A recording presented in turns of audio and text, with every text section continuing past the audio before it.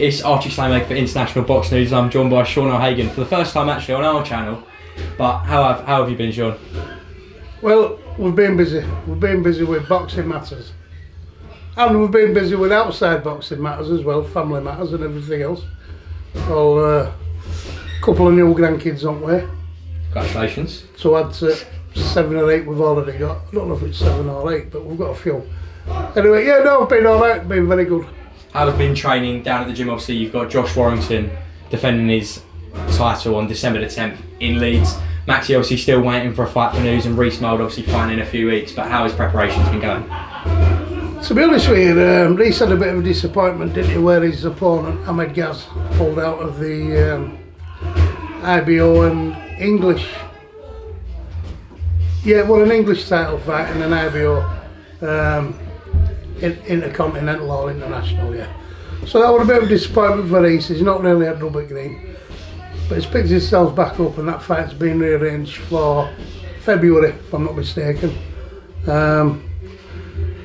Max is always in gym. He's never out at gym really. He just ticks over. When we need to pick it up, then we pick it up. And as you can see yourself tonight, you know, they've got some young pros in coming through. And of course Josh getting ready for his world title defence, so yeah, we've been busy, been good. Those preparations obviously December 10th. What do you believe Lopez brings to the table? Hey listen, I'm not going to talk no bullshit. He's a quality fighter. When I say quality fighter, obviously he's got qualities, but he's unpredictable, he's kind of untamed, isn't he? He started boxing, I understand, very, very late, 21 or 22. But he's a good lad, he's a good kid, he can certainly hit. And he's exciting to watch. Obviously sparring for this camp. Who have you brought in for sparring? I'm not going to reveal that on camera because we've got very, very similar sparring partners. And I don't really want to divulge because it'll give too much away. So yeah, understand that. But we've got good quality kids. We've flown them halfway around the world anyway. You know what I mean? And Lopez might even know one or two of them. You never know. Could be friends. Could be from a gym down the road from him. We totally understand that. Obviously, how do you believe Josh is victorious on fight night? Listen, I think with Lopez and somebody with Lopez's style, for the start, he is a good kid. He's a quality operator, or he won't be mandatory for a world title. But I think good fundamentals beat him. Good fundamentals, good feet. Never mind what he does. I think we've got to be concerned with what we do. We've got to do the fundamentals, and we've got to do them well. And I think anybody who can do that beats him. I've just been watching one of his recent fights with Andy Vences. I think that was at 130. And for me, Andy Vences beat him. He had a little bit of a wobble in the 6th round there, did Vences, but then he turned it back on, picked it up. And for me, Andy Vences beat him. He will lucky to get that decision, but he got it, and here we are. That's perfect. Obviously, we're going to move away from Josh now and speak about Maxi Hughes. Obviously, he defended his world title successfully against Kid Galahad. How did that feel when those scorecards got read out? To be honest with you, before the fight I kind of said that it'll be a close fight. Unless we stop him, it'll not be a unanimous, it'll be a majority, judging by... I was looking out ringside there at judges, and one in particular, we always know, you never know what you're going to get with him. He's not consistent, he's all over the place. I won't say what it was. So yeah, it was good. For me, we won it by 4 or 5 rounds clearly. I mean, you don't come and win world titles throwing single shots. If you watch the fight back and you look at Galahad's punch rate, it were appalling really. I mean, did he throw a backhand? I don't think he did he? I don't think he threw a single backhand, and you could hear Dom screaming from the corner, get your backhand going, Barry, get your backhand going, switch over, Barry, switch over. But you know that, I'll just close that door, sir. That Ingle style now, it's kind of old, isn't it? I mean, when they first brought this style, this evasive style and all that trickery and switching, I think people were kind of amazed and bamboozled by it. But if you sit and watch it and you break it down, it's a pretty simple pattern, isn't it, really? You know? I totally understand, obviously. What is it, you're Norton 4? They're Norton 4 against your gym now? Yeah, I think so, yeah. Three times Josh has beaten him and once Maxi's beaten him, yeah. We'll jump 4-0. Yeah. We'll jump on what's next for Maxi. What do you want, obviously, as a trainer, as a coach of Maxi, what do you believe is next? I think he's cleaned up domestically. He's also operated at world level with big plunging Mexican, Straffon. There's only one way it can go now, he can't go backwards, can he? He's cleaned up domestically. I mean, we've done John O'Carroll, we've done Ryan Walsh, not Ryan Walsh, Liam Walsh, we've done him close, we'd only been together 3 weeks. Liam's a very, very good fighter. So he's run a world-class fighter, very close.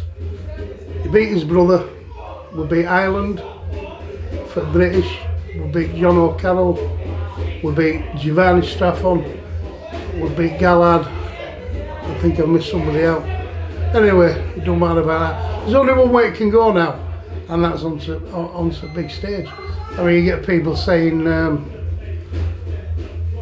every time he steps in the ring, Maxi is going to get beat. But as you say, you know, you can't rule him out, can you? You won't bet against him. You can't. I think now it's got to be one of the big Americans, and I think he deserves that. But when people talk about Maxi boxing the big American fighters or big Mexican fighters, they almost make it sound like he's going to be cashed in. So they're expecting us to go to get beat but get good money for it. That's bollocks. That's bollocks, because we don't do that anymore. We turn up, we give us 100% best, and it's worked so far, hasn't it? I think Maxi has showed the levels and the hard work that's been put in the gym. Every fight that people pick him to lose, he wins. Because he does, doesn't he? And he does that. That was it, Victor Katochigov, the Kazaki kid that's, I don't know if he's packed in now or what, but he was a good kid and he was highly touted. We went to Dubai to box him.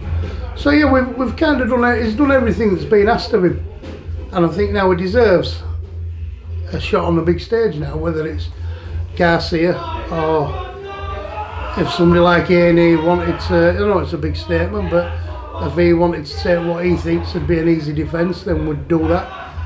Linares, I'll tell you how good Maxi is. Linares said 5 weeks weren't enough time for him to prepare for Maxi. Now Linares, I'll just say, one of my favourite fighters, modern day fighter, Jorge Linares. Absolutely think the guy's brilliant. Yeah, so coming from somebody like Linares in his camp that want a bit more time to prepare for Maxi Hughes, kind of tells you where he's at, you know. So, and I have faith in Maxi, unlike Dominic with these fighters. After we beat Gallard, he came out with a statement. None of these are good enough or on that level to be able to go in.